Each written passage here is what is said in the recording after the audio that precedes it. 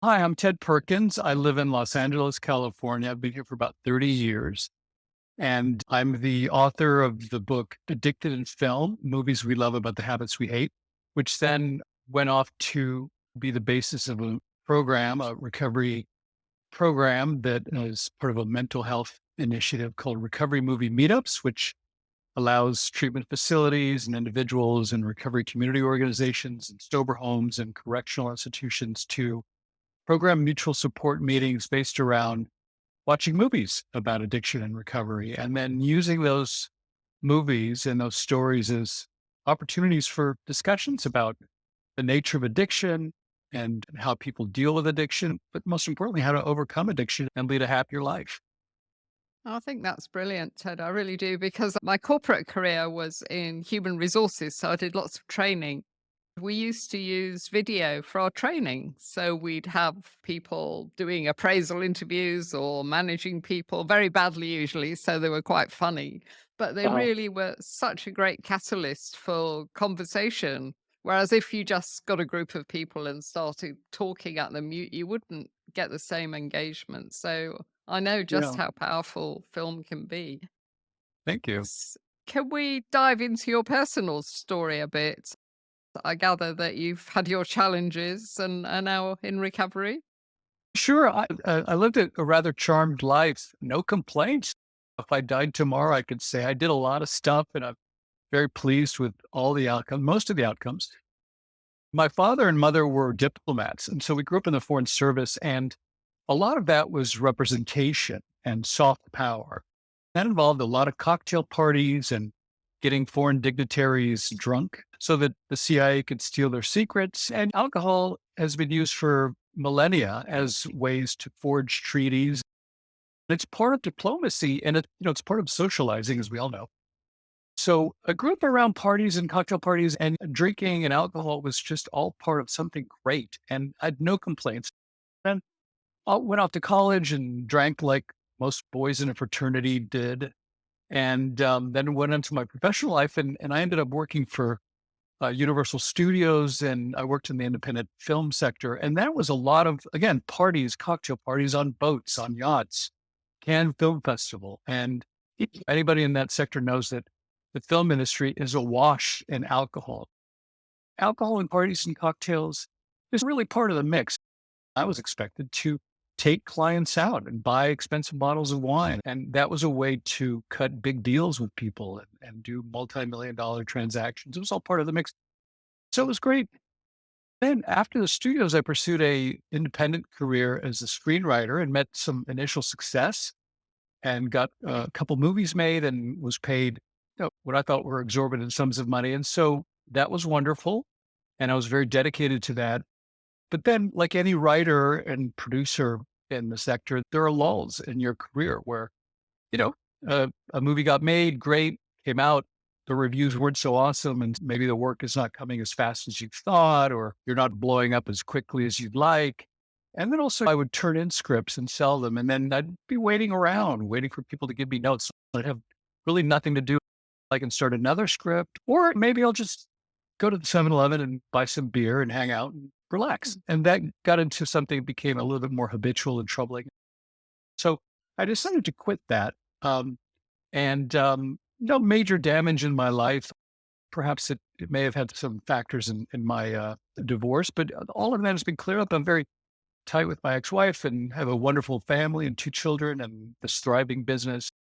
So sobriety has really been a boon for me. When I first got sober, I had a lot of time on my hands, and I decided to do a challenge. People were saying, "You got to take 90 meetings in 90 days." I realized that I wanted to do something different. So movies were something that I really knew a lot about. I liked somebody told me about the list of all the movies about addiction recovery that had ever been made. There was like 1,000. So I got this Wow. list and I saw that, oh, there's a lot of movies on there. So instead of 90 meetings in 90 days, I undertook to watch 100 movies in 100 days, which I did. Actually watched more, I think. Fantastic. So I filled that time, but I also learned a lot. And that became the basis of this book, which is called Addicted in Film Movies We Love About the Habits We Hate.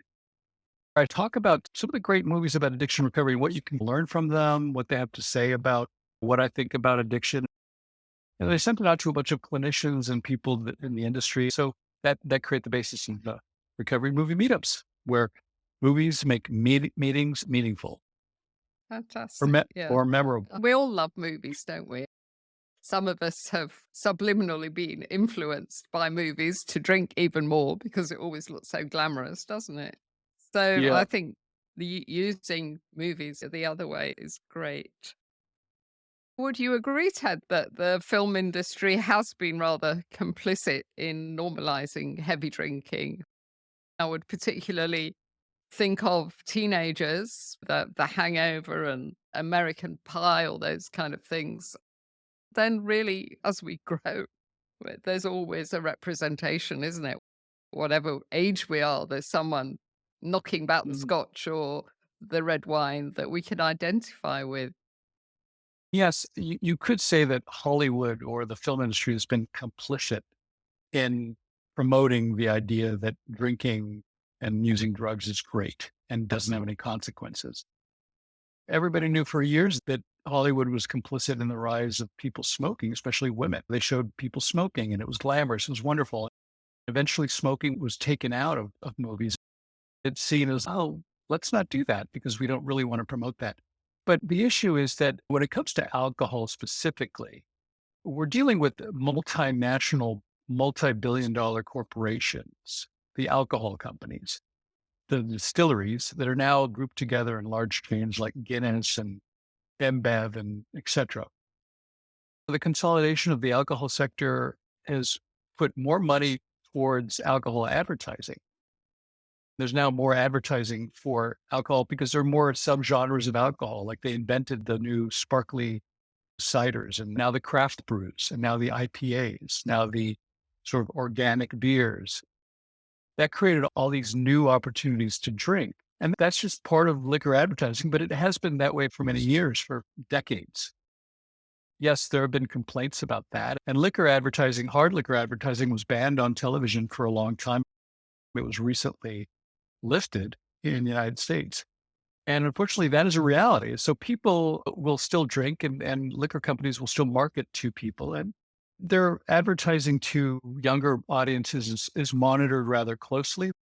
They try to stop that, and complaints are frequently lodged that they seem to be appealing to younger drinkers in just the same way that the Philip Morris company was sued, that the Joe Camel icon on Camel cigarettes seemed to be like really playful. And that was like how they were marketing cigarettes to younger kids. So there's been like some oversight, but yes, mass media generally, not just movies specifically, but mass media generally do promoters, do show things that might lead to behaviors.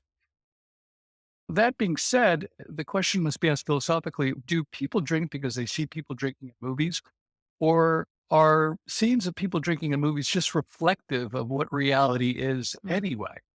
Which comes first? It's the tail that wags the dog argument. I would posit that it's a little bit of both, but movies are trying to reflect reality. They don't try to invent reality. Sometimes they do, and those movies are science fiction and broad comedies and things that are not based in reality. But movies that are based in reality are just reflecting what is happening and what people are doing. It's not really helping the cause. But my point in my work is that Hollywood is not, maybe you see them as the enemy, but now let's see Hollywood as the solution to the problem or a potential Yes. solution to the problem, which is why these movies that we work with have been made and they're very important because they do show the negative consequences and they are like public service announcements in Mm. entertainment form about the risks and returns and potential catastrophes that can be caused by drinking and using drugs, etc. Yeah. I think certainly the movie industry has played a role in normalizing drinking.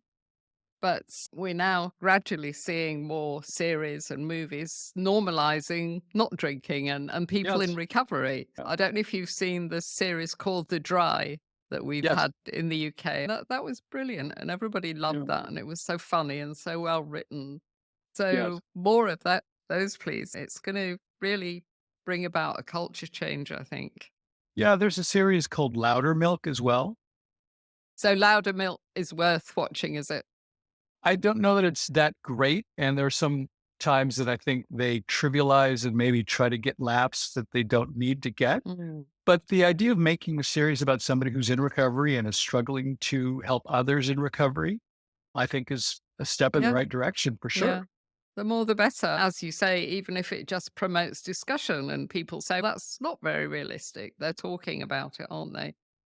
Because Yeah. for so long, alcoholism and dependence, it's been like a dirty little secret. And I think half of the battle is to smash that stigma so that people seek help. I don't know if you know this statistic, but the average time that people spend struggling on their own with an alcohol problem is about 11 years. So Mm. we need people to be Wow. able to reach out without feeling ashamed. I was really interested that you saw 100 movies instead of the Yes. 90 meetings in 90 days. I had somebody write to me and say that he'd managed to get sober simply by listening to one of my podcasts a day for 100 days. And I was Oh, really there you go. thrilled. Yeah, And that's that's, great. he hadn't done But anything. He just listened to a podcast a day because it sinks in gradually. It's I'm fun. very pleased. I'm very pleased that I did about 25 self-help videos for Smart Recovery called Tips and Tools for Recovery That Works. I get emails from time to time saying, I've watched your videos and they help me get sober. And whenever I have an urge, I like to watch one of your videos. They're like these 5-minute capsules that run through smart tools and how to avoid urges. And so, yeah, like you never know what's going to help people get them to the Yeah. finish line. It could be something very simple as like a video or your podcast or a movie. Yeah. So talk to me a bit more about how your method works. How does it work in practice? In practice, what we do is we license a recovery movie meetups program to rehab facilities, recovery community organizations, sober homes, methadone clinics, reentry facilities, prisons, correctional institutions. They get the recovery movie meetups workbook in either printed or PDF form. And this has 20 movies about addiction and recovery that are part of our program. They include rich ways to approach each movie, why each movie is important. What you do is you convene a mutual support meeting, much the same way that you would like a smart recovery meeting or an AA 12-step meeting or any kind of meeting.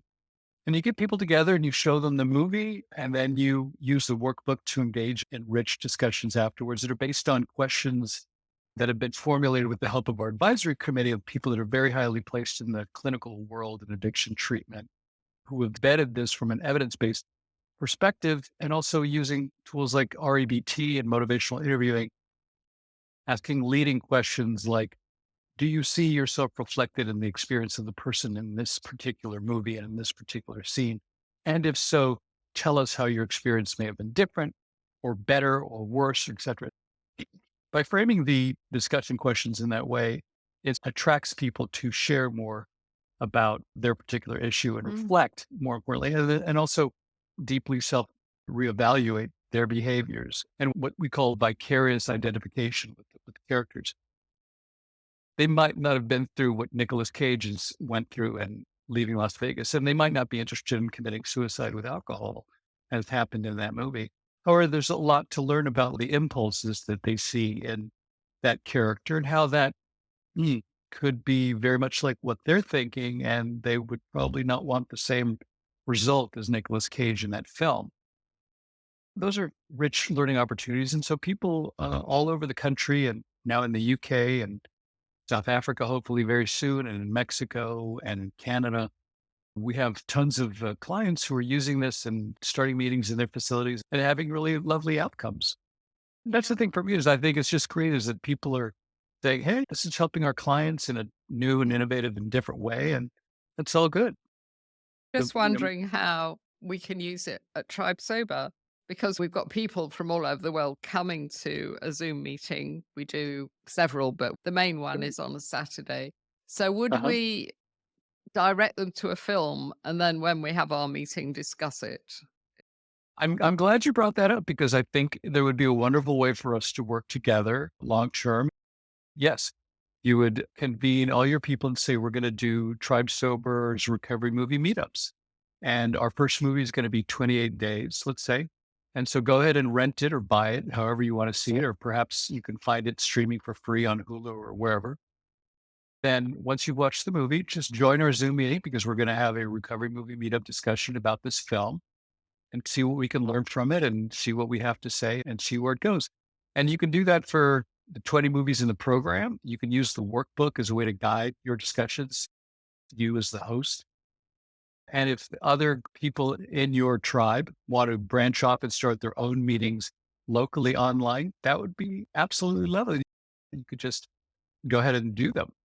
We don't require anybody to pay money if they want to start online meetings using our program. We highly encourage it. We don't even have to know about it. We're happy that it's happening if it's helping. But we'd love to know about it because we'd also like to participate and help you promote it. So do that, let me know, and I will heavily promote it in my subscriber base. We have a very large membership and following and subscriber base, and they love to hear about new things that are happening. What's your favorite recovery movie, Ted? I think the one that I found compelling and useful and very applicable and almost like a complete view of what the pathology of the person's immersion in addiction is the movie Lost Weekend. When they were first planning to make it, everybody's, you're crazy. Nobody wants to watch a movie about what is this term, alcoholic? What is that? We don't even know what that is. The term was never used, and people had been put in insane asylums or in prison. But the movie shows that a middle class, averagely talented writer going through creative angst uses alcohol, becomes addicted to alcohol, and then it becomes a major problem. And it shows a lot of what that process can be like. In this case, in the course of a weekend, Ray Milland, the star of the movie, ended up winning an Academy Award. At the time, his agents told him, "Are you nuts? This is going to kill your career. Never going to work." Billy Wilder was coming off movies like The Apartment, etc. These are all comedy movies. Why do you want to make such a dour, really depressing movie about alcoholism? What And then year when was this movie? this is not like 1945 or something, Oh, to show this movie to the mass public and promote it in the way that they did was just groundbreaking. The movie went on to win the Academy Award for Best Picture that year. And it also won the Palme d'Or prize. It's the only movie to that time that it actually won both awards. So it tells you the effect of the movie. It was based on The Lost Weekend by Charles Jackson. And Charles Jackson's own story is reflected in that because he had a battle with alcohol and subsequently battles with barbiturates and which eventually ended his life tragically. Nobody wanted to print his book, and everybody was afraid of the subject matter.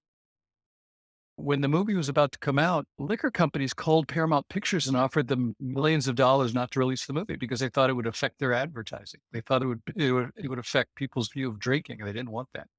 Billy Wilder said that he was offered $2 million to destroy the film or never release it. But lucky for us, it was released.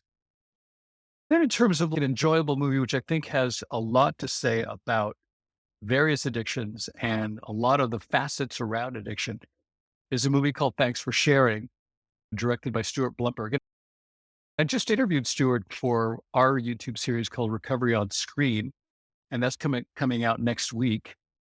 It was marketed as a movie about sex addiction, but it's really not it. That was a false flag operation. It was really about all kinds of addiction, this 12-step tradition, the sponsor program about people grappling with all kinds of issues, including alcohol, including drugs. And it has issues of family, of a person being a dry drunk, the issues of whether you tell your partner or not that you have a problem, knowing that if you do tell them the truth, they're probably not going to want to be your partner. Or once you do have them as a partner, how do you both navigate sobriety together? What happens when you're about to relapse? How do friends come to bear on your long-term recovery? How do you use a sponsor? What does the fellowship really do? What's it all about? So I think that movie did a lot for the cause of showing addiction and recovery, especially recovery in the 12-step tradition, in a very positive light, free of a lot of the God talk and yeah, spirituality, which sometimes turns off some people. It's part of the very program, much fine, so. but some people are not into that. So it gives a very balanced view of that program. And AA is never mentioned because they can't advertise it. So the term AA isn't even used in the movie. The only time that I've seen that AA is used in a movie is in the movie Days of Wine and Roses, where Jack Lemmon is in the funny farm, and he's in a straitjacket going nuts in detox. And the doctor opens up the hatch and looks at him in a straitjacket and said, "Hi, I'm Bob from Alcoholics Anonymous." This is back when Alcoholics Anonymous would make house calls. They didn't have enough people. They had to promote themselves. I don't know if you know the whole story of Bill White and his rather complicated life and how he created the program and his struggles to keep the program afloat and scale it. But back then, they would go to halfway houses, they would go to homeless shelters, they would go to insane asylums and prisons and recruit people and say, "Look, we can help you come to our meetings." And that's what was conveyed in that film. Again, that's another great movie about addiction and recovery, especially from Yeah. alcohol. Wow. I had Days of no it. idea there were quite so many, actually. I can see I'll be diving down a rabbit hole here. Oh, yeah, Uh, absolutely. That word alcoholic, it's still problematic, really, isn't it? I think that society has stigmatized the alcoholic to such an extent that the average person in the street, I know I did, you think of an alcoholic as a homeless man in the park. Whereas Right. the average alcoholic's more likely to be someone like me, very functional alcoholic as I was, Sure. who's got a good Yeah. job and a nice family and just Right. about holding it all together. I'm not a fan of the word alcoholic, and I'm Well, glad that we are moving towards alcohol use disorder because it's a yeah. spectrum. Yeah. When I wrote the book, Addicted in Film, I was very careful to say in the introduction that I don't believe in the stigmatizing value of alcoholic addict, et cetera. But in certain times when you're writing about these things, it's very clunky to use alcohol, individuals with Yeah, alcohol use disorder versus I know. somebody who's an alcoholic. So I said, there are times where I might use the term collectively, but that doesn't mean that I want to stigmatize people. I don't personally believe in the whole idea of alcoholism at all. To brand yourself an alcoholic is just counterproductive because you're not one thing, you're lots of things. Alcohol is something that you're suffering from right now. You can solve that problem whichever way that you like. And then you are no longer defined by that program. You are a human being who used to have an alcohol use disorder. The same thing with addict. I think that unfortunately, the AA tradition, all the great things about it, but the same way that religion brands a sinner, you're a sinner, and that's what you are, you always will be. So we're the only solution. So you need to come back. And that's the way to keep the flock together. And in religion, it's the way to keep donations coming and tithing coming. And that's really what sustains religion is tithing. I tried AA, I didn't know where else to go. And I hated the way I had to label myself an No, alcoholic. yeah, And that's when I yeah. set up something else. We never label ourselves. It made me feel ashamed and No, it's horrible. depressed. And yeah. Yeah, there's this line that once an addict, always an addict. It's not true. Mm, If labeling yourself as an alcoholic is a way for you to understand and appreciate the fact that you cannot go back to moderate drinking or that you can never touch alcohol again because you're an alcoholic, mm, great. Label yourself an alcoholic. If that keeps you sober for the rest of your life, by all means, that's great. I have this problem forever. Anybody else who's yeah, me had a too. disorder, your brain understands alcohol and has been so habituated to use it that you know exactly where you're going to go if you have that first drink. Yeah. That knowledge is power. So now That's all the decisions that we make from this point forward are based on that knowledge. That's not based on my saying that I'm an alcoholic. It's just based on me saying, I know how my brain works. I know myself. Just Socrates says, know yourself, know yeah. thyself. Yeah. Uh, I and say that I'm somebody that used to drink far too much and now I don't. I can never moderate because I don't have an off switch. It's as simple as yeah, that. yeah, some people can, but it's a lot of work. And that's what I wanted to be liberated from the Yeah, me constant too. rumination about like, Yeah. It's how much can exhausting. I drink? Yeah. When can I drink? How often can I drink? When will I Yeah. drink? How long do I have to quit for before I can Yeah. drink again? I did keep trying to moderate. I couldn't imagine my life without alcohol. How would that work? So I thought, I'm a strong person. I can control this. So I really tried hard. I used to try and drink within the so called safe limits, which in the UK, Uh, it's a bottle and a half of wine. So I would try and make my bottle and a half of wine last for a whole week, which wasn't easy because that's what I'd normally put away in an evening. And I could just about do it by white knuckling it for maybe 2, 3 weeks, and then the wheels would come off and I'd drink till I blacked out. That's what happens to people, a lot of people. In our tribe, occasionally someone's been sober for 6 months and they say, "Oh, I'm going to leave now. Thanks for everything. I'm sober. I think I can manage the odd glass of wine." And then Yeah. 3 months later, they're back, saying, "Oh my God, it went pear shaped back to day Yeah. one." Yeah. Back to day one. It's difficult. A lot of people really need to understand that once you go down the rabbit hole, it's almost like Pandora's box. Once your brain is habituated to it, Not a neural pathway. yeah, you can't undo it. Yeah, we, Um, we say to people, just ditch the stuff and then build an alcohol free life that you love. It's about putting all that energy rather than into trying to moderate, put it into doing something different. So I think that's the answer. Absolutely. Talking about movies again, one that a lot of our people liked was The Good House, Sigourney Weaver, that one. Lovely film. If you've been to my website, I want to share with your community some lovely things that Sigourney said to us and to me. Oh, She said, I come from a family with a history of addiction, and I'm glad that my film, The Good House, is included in this program and a source of encouragement and support for everyone working hard to recover successfully. oh, So that's her message to you. yeah, it's nice. No, Yeah, we and loved it. We could just identify with her so well. it's a wonderful film, and also I think it touches on something which is important. The statistics show a really drastic rise in alcohol abuse by women, but Oh, also by older, more established people. And this movie shows how alcohol can derail the life of somebody who's like thriving business, everything's great, yeah. they're fine. And to show that, I think, is very important. It's a very important film, and it's part of our program, proudly, proudly. Yeah, yeah. Certainly the demographic in my community, it's probably because I'm a bit older, but it tends to be women over 45. I think we call the baby boomers, aren't we? That generation, because we've always drank. I used to drink as a teenager and it was always there. It was always normal. I Mhm. think we drink for fun in our teens, 20s, 30s. Then when you become a working mother with a career to juggle and children, that's when it usually goes a bit pear shaped because then we start self medicating.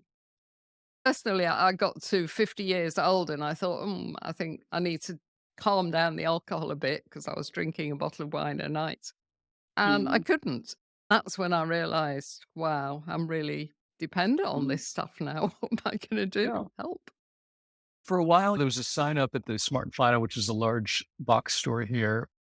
Ladies, it's wine o'clock, normalizing Yeah. this idea that women should start drinking wine at the end of the day when they Well, come in and buy their groceries. you know the story, don't you, of the alcohol marketing to women? You mentioned him earlier, Philip Morris. Yeah. He bought Miller Beer, and when Mhm. he bought that beer company, he decided to use the cigarette marketing playbook and apply it to alcohol. They Yeah. looked at all the different sectors like they do in marketing and they said, "Oh, the women aren't drinking enough. How do we get the women drinking?"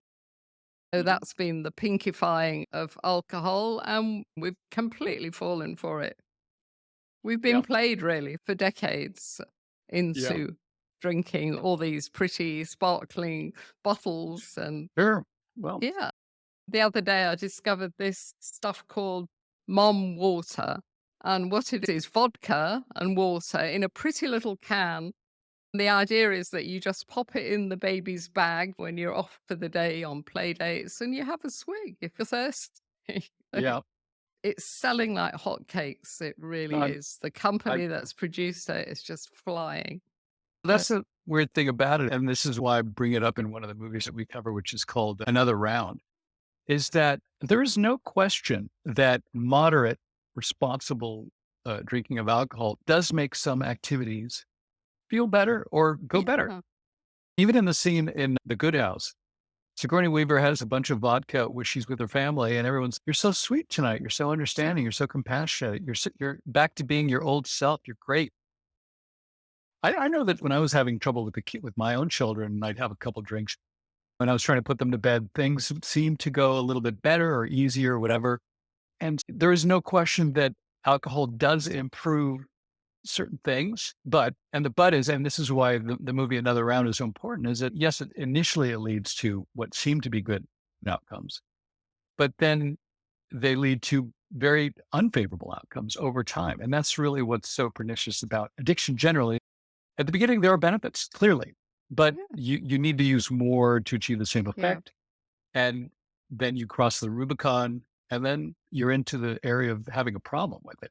Yeah. And not everybody. I think the stats tell us that about 20% of regular social drinkers will gradually develop a dependence over the years. So for the 80%, they're fine. They can carry on using it sensibly. But for some Yeah. of us, we're not able Yeah. to do that. Yeah. So, Lucky them. Lucky them. yeah, I don't know actually. Don't agree with that philosophy anymore. We've decided that we're the lucky ones because we got to a Sure. Sure. crisis and we Uh-huh. deconstructed ourselves and built a different life. Hmm. There's a book Yeah. by a lady called Laura McCowan that's called We Are the Lucky Ones. It's great. Oh, So that's that's nice. her philosophy. That's heartening because otherwise people feel jealous when they see people drinking. Sometimes a member will join us and she'll say, "Oh, I've got all this wine in the house. What do I do with it?" So we always say, give it to someone you don't like. It's poison. That is Bit funny. harsh, but yeah, it's a Yeah. different Yeah. way. We have to reframe things because often when people join us and you know the recovery world well enough, they're rather depressed. Oh my God, what's my life going to be like? But we Mm-hmm. say to people, you don't have a problem here. You've got an opportunity. Mm-hmm. So think how different your life is going to be. Reframing is so good because we worry that we're going to lose so much. But in fact, when we're sober, we gain so much more than we ever lose. That goes to something that Freud said. Addiction takes away your freedom in many respects. You think that you're making choices, but it takes away your freedom and it collapses your social circles inevitably. So when you're in recovery, everybody talks about how they want freedom. I want to be free. I want to be free. But with freedom comes a responsibility to choose what you want to do, how you want to live your life, what you want to. And for some people to build that life from scratch is a daunting task and it's very difficult. Staying sober is really not too much of a hassle. It's reinventing yourself. And that Yeah. is just totally scary for tons of people because they've never really had to do the work. They've been told you're going to do this job, you're going to get this education, you're going to be this Yeah. father or mother, you're going to get married. Absolutely. You follow these templates, and now suddenly you are left to you wake up in the morning, you're like, I can be anything, do anything. I have complete freedom. Oh fuck. So what do I do now? So people shrink back, whereas you and I and the people who have succeeded just really have to embrace that as an opportunity, as scary Yeah. as it is. Yeah. That's such a good point, Ted. Yeah. I get people that I work with and they say, I'm bored because I don't know what to do. And I say, let's think about what hobbies you could do or what did you used to enjoy doing? They say, I've always enjoyed hanging out with my friends and drinking. That's what I do. So they Right. really have to dig deep and we have to Mhm. coach them and help them to find other things to do. It's amazing how it takes up all our time Yeah. and it narrows our world, really. You were saying how scary it can be, but the magic in it really is that we're reconnecting with who we really are. Because I personally lost myself in my last decade of drinking, Mhm. and just to discover who you are and what you want to do with the rest of your Mhm. life Absolutely. is excellent.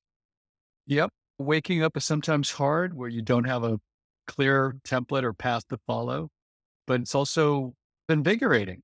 I can do Exciting, anything. yeah. I was sitting here in this apartment looking at the walls, breathe, thinking to myself, what now? Now I'm sitting here a couple of years later with a company that's working in 4 different countries, selling, changing lives, going to conferences. I just created it from scratch, from Yeah. just the sheer act of will and initiative to reinvent myself and do something. That's what, and that's what I think my father told me. He says, when you ever depressed or lonely, whenever, when you get to that point, because he knew what depression was as well. We both have Mm. the same, we both have dysthymia. He said, if you get to that point, there's just one piece of advice I can give you: do something. It doesn't matter what it is, just Yeah. do something. And that's really the very important thing. All manner of creation and comes from initiative. all forms of wonderful outcomes could never have been foretold or never manifested because people didn't take the initiative. So whatever it is that you could try to do or think you can do, just start. Yeah. That's what I did with Tribe Sober. Because I've got a background in training and development and coaching, I decided to transfer those skills and set up a little community and run workshops here in Cape Town. Wonderful. But the pandemic, drove us online, and now it's truly international because of this podcast mainly. So Wonderful. that's amazing. I never thought I would do anything like that. My dream for my retirement was always that I was going to sit in a garden in the sunshine. Well, I've got that, but I was going to be drinking my wine and reading books. That's what I was heading for. So my Sh- retirement's rather different. Too bad. Oops. As I say here, as I say quite a bit in my meetings, too bad, so sad. Get No, over it. not really. Yeah, yeah, quite. So give us some gossip about Hollywood, please. Who are the movie stars getting sober these days? Plenty of them, aren't there? There's quite a bit. I chatted with Ben Affleck quite a bit, and he is very realistic. A lot of them talk a lot about their mental health challenges, not just substance abuse. And it was very interesting and refreshing to hear that an actor of his caliber was just like a regular person who has challenges, who wakes up and doesn't feel great when the easy solution would be to just drink and forget about it all. But obviously he can. And that's what got him into trouble, along with many other factors. I think there's a lot of other celebrities that have really made this part of their MO, like Bradley Cooper has been very outspoken about that.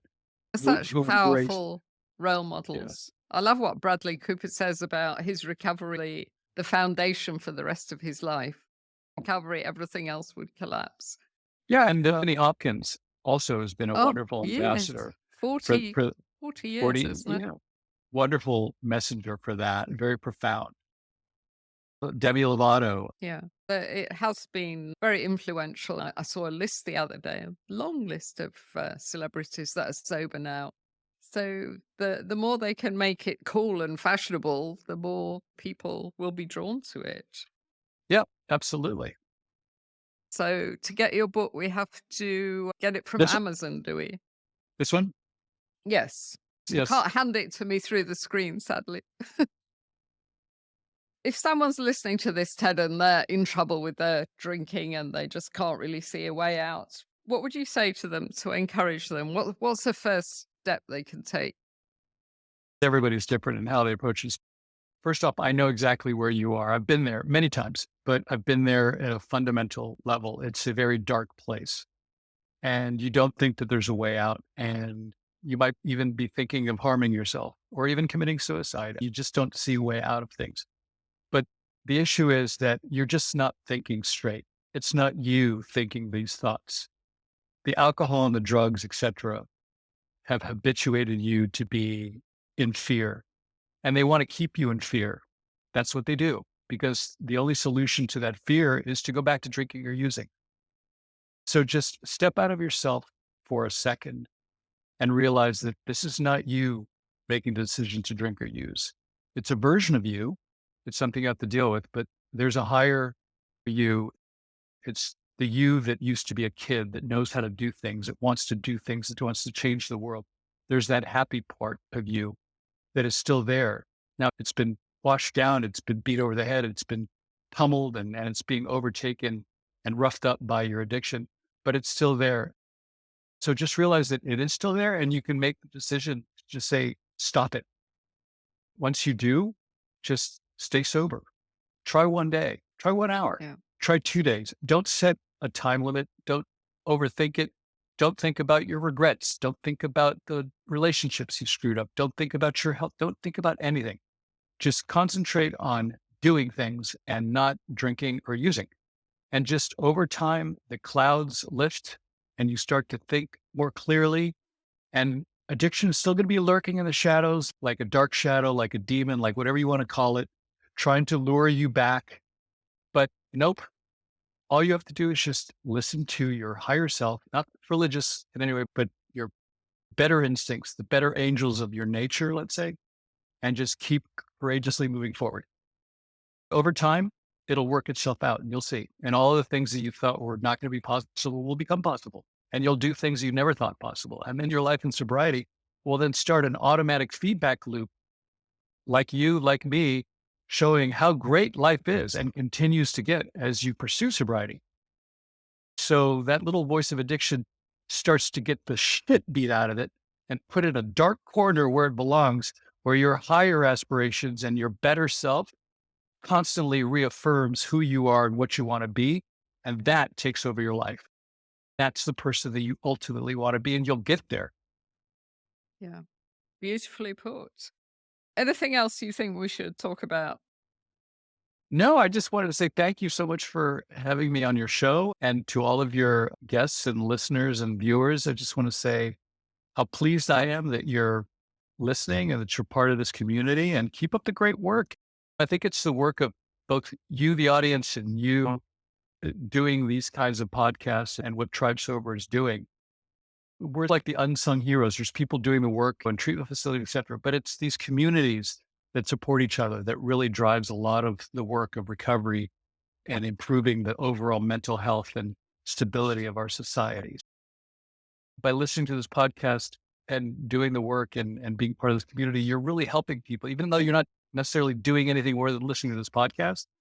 Being part of this community helps everybody. So just keep up the Yeah. great work. If you're in recovery, you can do it, just like everybody who's succeeded is still succeeding.